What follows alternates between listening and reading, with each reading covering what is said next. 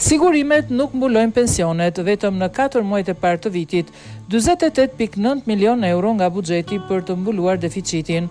1 në 3 shqiptar sot është në pension dhe burim kryesor të ardhurash ka pagesën mujore, e cila prej vitesh nuk mbulohet vetëm me kontributet që paguhen për të punësuarit, por financohet edhe nga buxheti i shtetit. Një raport i Ministrisë së Financave tregon se vetëm në 4 mujorin e parë të këtij viti janë dhënë nga buxheti i shtetit rreth 48.9 milion euro për të mbuluar diferencën midis të ardhurave dhe shpenzimeve të skemës së pensioneve publike.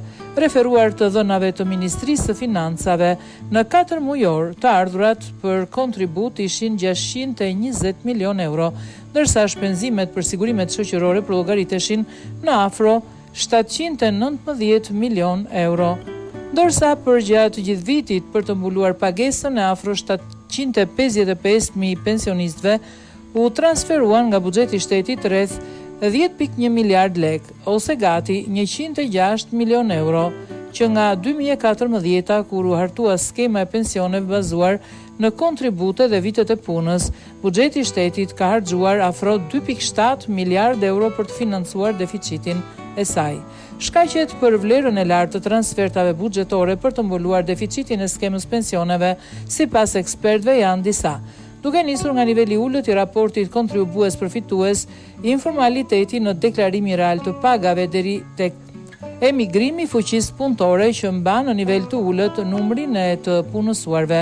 Gjatë vitit kaluar, sipas të dhënave nga Instituti i Sigurimeve, janë lidhur 22.905 pensione të reja, ndërsa numri kontributeve u shtua vetëm me 27.000 persona, ndërkohë që raporti kontribues përfitues mbetet në vend numëro. Për të paguar 100 pensionet sot kontribojnë 118 të punësuar.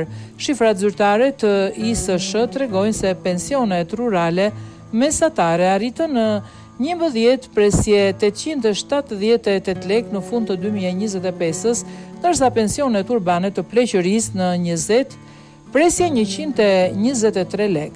Me indeksimin e bërë në një korrik të këtij viti me 2.7, automatikisht janë arritur pensionet urbane të pleqërisë me mesatarisht rreth 543 lek në muaj dhe ato rurale me mesatarisht 330 lek.